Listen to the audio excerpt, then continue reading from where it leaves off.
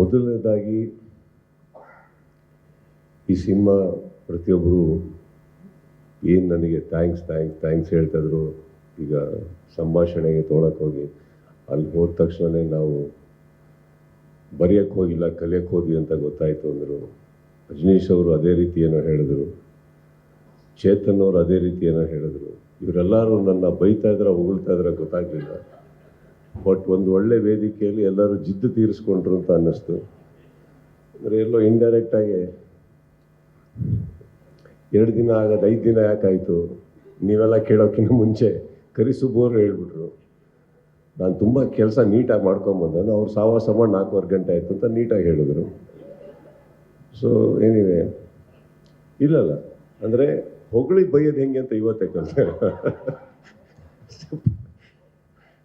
But I have to ಸೈ, ಈ ಮ್ಯಾಕ್ಸಿಗೆ ಮೂಲ ಕಾರಣ ಬೇರೆ ಯಾರೂ ಅಲ್ಲ.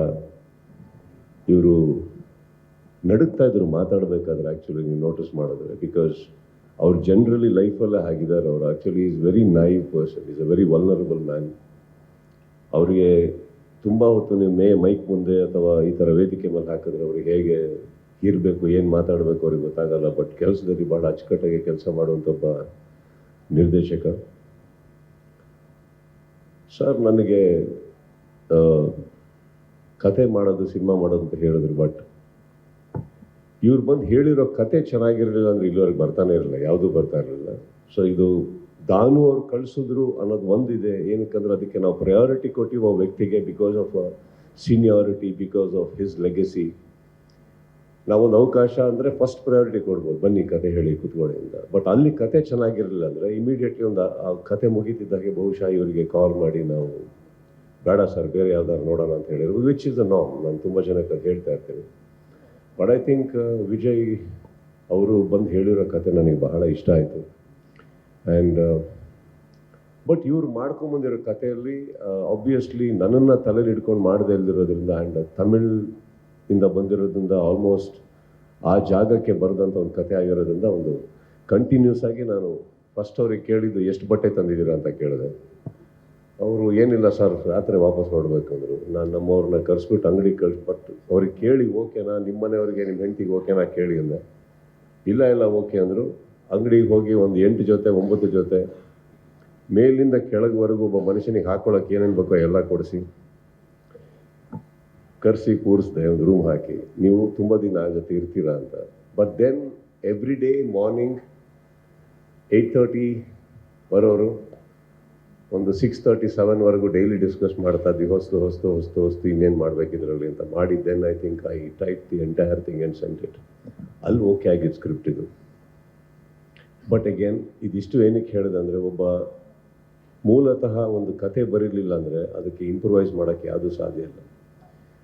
ಅನ್ನ ಮಾಡಿದವ್ರು ಇವರಮ್ಮ, ನಾವೆಲ್ಲ ಸೇರಿ ಸಾರು ಪಲ್ಯ ಮಾಡಿದವ್ರು ಅಷ್ಟೇ. But I think is the man we should give the credit to.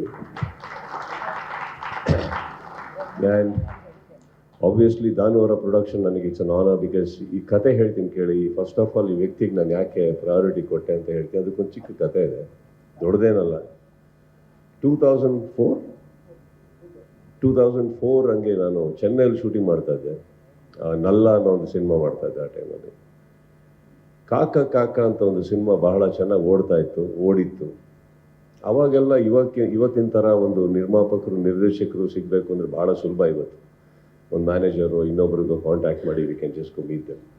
2004ಅಲ್ಲಿ ಯಾರ ಆಫೀಸ್ ಎಲ್ಲಿದೆ ಗೊತ್ತಿಲ್ಲ, ಕಮ್ಯುನಿಕೇಷನ್ ಗೊತ್ತಿಲ್ಲ, ಹೇಗೆ ಮೀಟ್ ಮಾಡಬೇಕು ಗೊತ್ತಿಲ್ಲ. ಆ್ಯಂಡ್ ಇವರು ಎಲ್ಲ ಭಾಳ ದೊಡ್ಡ ಹೆಸರೊಟ್ಟಿಗೆ ಸಿನಿಮಾ ಮಾಡಿದವರು, ಗೊತ್ತಿಲ್ಲ ಹೇಗೆ ವ್ಯಕ್ತಿ ಅಂತ. ಹೇಗೋ ಒಂದು ಕಾಂಟ್ಯಾಕ್ಟ್ ಆಯಿತು, ಇವ್ರ ಹತ್ರ ಹೋದೆ ನಾನು. ಹೋಗಿದ್ದ ದಿನ ரொம்ப கோபமாக இருந்தீங்க நீங்கள். ஏன்? ಇಲ್ಲ ಯಾವುದೋ ದೊಡ್ಡ ಪಿಕ್ಚರ್ ಮಾಡ್ತಾ ಇದ್ರಮ್ಮ, ಅದಕ್ಕೆ ಫುಲ್ ಟೆನ್ಷನಲ್ಲಿದ್ದರು. ಅದು ಹೆಸರು ಬೇಡ ಈಗ. ಸೊ ಇವ್ರು ಏನೋ ಕಿರ್ಚೋದು ಬರ್ತಾಯಿತ್ತು ಆಫೀಸಿಂದ. ಹೊರಗಡೆ ಕೂತಿದ್ವಿ ನಾವು. ನನಗಿದೇನು ಒಳಗೆ ಹೋಗ್ಲೋ ಬೇಡವೋ, ಕೆಲಸ ಆಗುತ್ತೋ ಆಗಲ್ವೋ, ಯಾರ್ದೋ ಕೋಪದ ಮೇಲೆ ದೊಡ್ಡ ಅಮೌಂಟ್ ನನಗೆ ಹೇಳಿಬಿಟ್ರೆ. ಸರಿ ಕರೆದ್ರು, ಒಳಗೆ ಹೋಗಿ ಕೂತ್ಕೊಂಡು ಏನಕ್ಕೆ ಬಂದಿದ್ದೀರಾ ಅಂದರು. ಫಸ್ಟ್ ಆಫ್ ಆಲ್ ಯಾರು ನನ್ನನ್ನು ಕರ್ಕೊಂಡೋಗಿದ್ರು ನನ್ನ ಎದುರುಗಡೆ ಬಾಯಿಗೆ ಬಂದಂಗೆ ಬೈದರು, ಏನಕ್ಕೆ ಬಂದಿದ್ದೆ ಗದಾಗ ಹೊರಗಡೆ ಅಂತ ಅಂದ್ಬಿಟ್ಟು. ಸೊ ಇದು ತುಂಬ ಒಳ್ಳೆ ವೆಲ್ಕಮ್ ಆಯ್ತು ನನಗೂ. ನಾನು ನೋಡ್ಬಿಟ್ಟು ನೆಕ್ಸ್ಟ್ ನನಗೇನು ಹೇಳ್ತಾರೆ ಗೊತ್ತಿಲ್ಲ. ಇವರು ಅಂದರೆ ಕೆಲವು time it's very important whom you travel with. But then immediately ಅವ್ರು ಕೇಳಿದ ಇವರೊಟ್ಟಿಗೆ ಯಾಕೆ ಬಂದ್ರಿ ನೀವು ಅಂದರು. ಏನು ಉತ್ತರ ಕೊಡಲಿಲ್ಲ, ನಾನು ಸುಮ್ಮನೆ ಇದ್ದೆ. ನನಗೆ ಅವತ್ತಿಗೆ ಅಷ್ಟು ತಮಿಳು ಬರ್ತಾ ಇರಲಿಲ್ಲ. ಏನು ವಿಷಯ ಅಂದರೆ ಈ ಥರ ಬಂದಿದ್ದೀನಿ ಸರ್, ಕಾಕ ರೀಮೇಕ್ ಮಾಡೋಕ್ಕೆ ನಿಮ್ಮ ಹತ್ರ ಏನಾದರೂ ರೈಟ್ಸ್ ಕೊಡೋಕ್ಕಾದರೆ ನೀವು ಮಾಡ್ತೀರಾ ಅಂದರು. ಹೌದು. ಏನು ಕೊಡ್ತೀರಾ ಅಂದರು.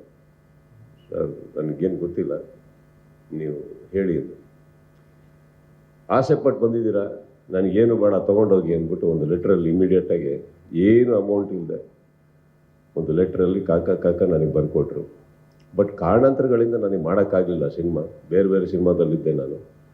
ಒಂದು ದಿವಸ ಇವರಿಂದನೇ ಕರೆ ಬಂತು, ಸಪೋಸ್ ನೀವು ಮಾಡಿಲ್ಲ ಅಂದರೆ ಇವತ್ತಿಗೆ ನನಗೆ ತುಂಬ ಹೆಲ್ಪ್ ಆಗುತ್ತೆ ಸಿನಿಮಾ ಸಿಕ್ಕಿದ್ರೆ, ಇನ್ನೊಬ್ರು ಯಾರೋ ಕೇಳ್ತಾ ಇದಾರೆ ಅಂತ. Immediately I gave it back.